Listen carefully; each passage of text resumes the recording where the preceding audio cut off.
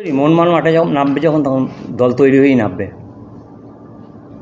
আগের দিন করবো রতন না? হ্যাঁ হ্যাঁ, সেটা হচ্ছে যে আপনি মোহামেডানের ম্যাচ দেখেছেন, তো মোহামেডানের কোন জায়গাটা স্ট্রেংথ এবং কোন জায়গাটা উইক মনে হলো? ওরা ইউথ টিম, ওরা অ্যাজ এ টিম ফুটবল খেলেছে, যেটা ওরা কোনো ইন্ডিভিজুয়াল প্লেয়ারের উপর ডিপেন্ড করেনি।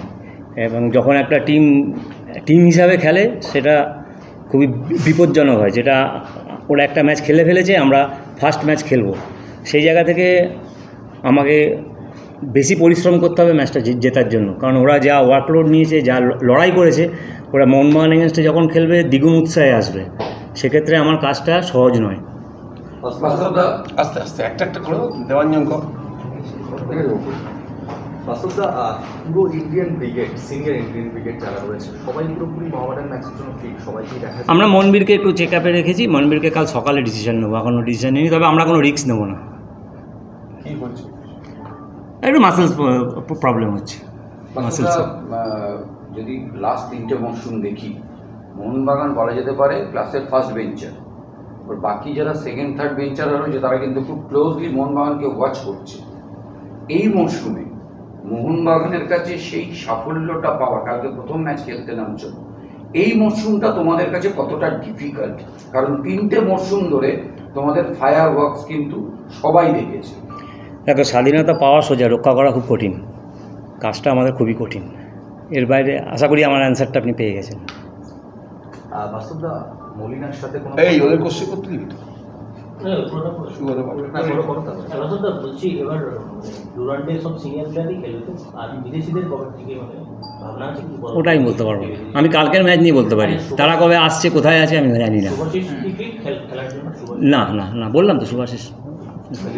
মানবীর মানবীরটা কোশ্চেন মার্ক আছে, ওটা আমরা কাল সকালে ডিসিশন নেবো, তবে আমরা কোনো রিস্ক নেবো না ওকে নিয়ে। বাস্তবটা মানে কত পার্সেন্ট সিনিয়র প্লেয়ার আপনি কালকের ব্যবহার করবেন ফার্স্ট ইলেভেনে? মানবীর ছাড়া যারা আছে তাদেরকে আমি স্কোয়াডে রাখবো, তারপর কতজনকে ফার্স্ট 11-এ রাখবো সেটা কালকে আমি ম্যাচের আগে ডিসিশন নেবো। মানে এমন নয় যে প্রথম থেকে শোনা যাচ্ছিল যে ইউথ প্লেয়ারদের প্রাধান্য থাকবে, মানে টিমটা ইউথ আর সিনিয়র কম্বিনেশনেই হয়েছে।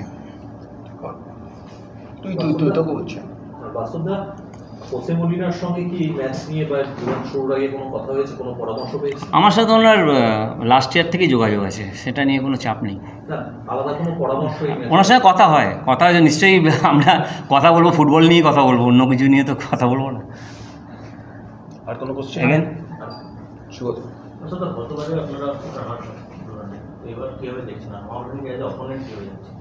আমি তো ফার্স্ট কোশ্চেনই বললাম, মোহামেডান টাফ অপোনেন্ট, ওরা একটা ম্যাচ খেলে রেখেছে অলরেডি, এবং ওরা অ্যাজ এ টিম খেলছে, কোনো ইন্ডিভিজুয়াল প্লেয়ারের উপর ডিপেন্ডেবল নয়। সেক্ষেত্রে কাজটা আমার খুবই শক্ত।